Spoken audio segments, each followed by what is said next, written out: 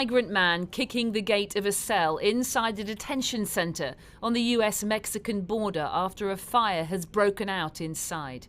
Despite flames visibly engulfing the enclosure, guards walk past, appearing to ignore the crisis unfolding beside them. All the while, smoke fills the room, and though there's no sound, you can imagine the shouts of those trapped inside, desperate to be freed. The chilling CCTV footage was released today, 2 days after the incident occurred on Monday night, inside the detention center in the Mexican border city of Juárez.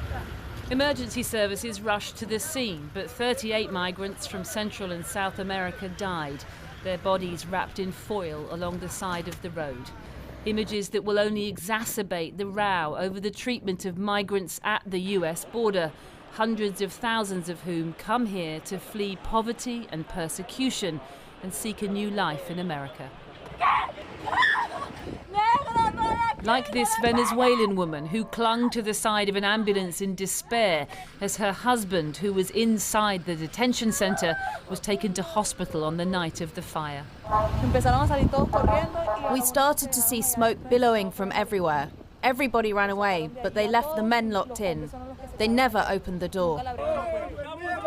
As protesters gathered outside, the terrible irony sank in that it was the migrants themselves who'd started the fire by setting light to their mattresses in protest of the conditions inside the centre. This man was desperately looking for his brother. I don't know if he's in a hospital, if he's burned, if he's inside or outside. I do not really know where my brother is. Since Joe Biden took office and loosened Trump-era immigration laws, there's been a massive surge of migrants at the US border. That will only continue as COVID restrictions are due to be lifted for good in May.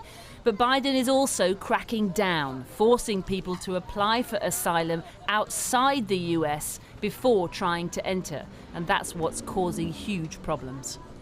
This hasn't, many would say, been helped by the policies of the Biden administration.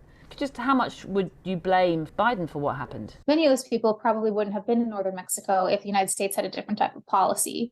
And the United States is very well aware of the Mexican track record of crimes and abuses committed against migrants in Mexico. Unfortunately, unless there really is a change in the way that we approach migration policies in the United States, in Mexico, and other places, things like this are going to continue to happen because they're essentially treating migrants as if their lives don't matter. That's certainly how these family members feel.